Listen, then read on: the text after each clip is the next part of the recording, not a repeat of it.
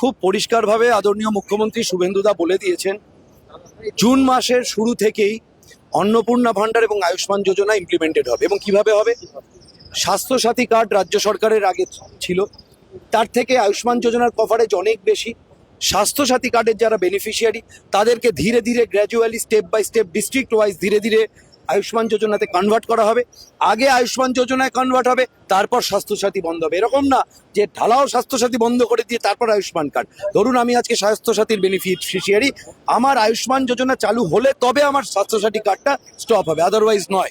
একই রকমভাবে অন্নপূর্ণা ভান্ডার, লক্ষ্মীর ভান্ডার ছিল, ঠিক একই ফর্মুলায় লক্ষ্মীর ভান্ডারকে গ্র্যাজুয়ালি অন্নপূর্ণা ভান্ডারে আপলিফ্ট করা হবে এবং ধীরে ধীরে সমস্ত বেনিফিশিয়ারিকে হায়ার যে বেনিফিট তার আন্ডারে অন্নপূর্ণা যোজনায় নিয়ে আসা হবে। বালি খাদান, কয়লা খাদান নিয়ে আলাদা কোনো বেআইনি গরুর হাট, বালি খাদান, কয়লা খাদান, এগুলো ঠিক এই তিনটের ব্যাপারেই বেআইনি গরুর হাট অর্থাৎ গরু তস্করি যেখান থেকে হয়, এই বেআইনি হাট থেকেই হয়।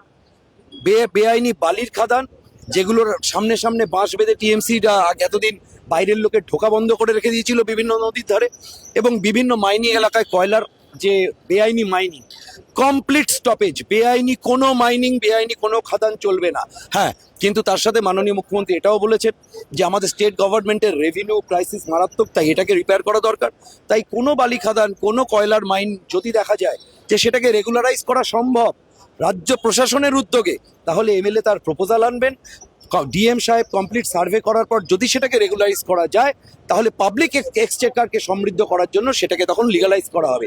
কিন্তু রাজ্য সরকারের অনুমতি ছাড়া কোনো বালির খাদান, কোনো কয়লার অবৈধ খাদান চলবে না, কমপ্লিট স্টপ। কাটমানি আর তোলাবাজির বিষয়ে আপনারা অনেকবার বলেছেন, অভিযোগ করেছেন কাটমানি তোলাবাজি, সেই বিষয় নিয়ে আজকে কাটমানি তোলাবাজির সিন্ডিকেট গুলো মূলত ছিল আরবান এবং রুরাল বডিগুলো।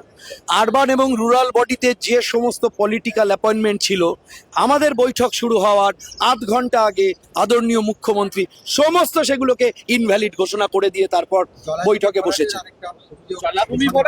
কিছু কিছু কর্নার থেকে টোটো অটো স্ট্যান্ডের বিষয়টাও মাননীয় মুখ্যমন্ত্রী বলেছেন, ওটা অল ইনক্লুসিভ একসাথেই বলেছেন যে কাটমানি কুপনের মাধ্যমে অল অ্যালং সমস্ত জায়গায় কুপন সিস্টেমে কাটমানি বন্ধ করতে বলা হয়েছে, এবং সেটা অটো টোটো স্ট্যান্ডেও নয়।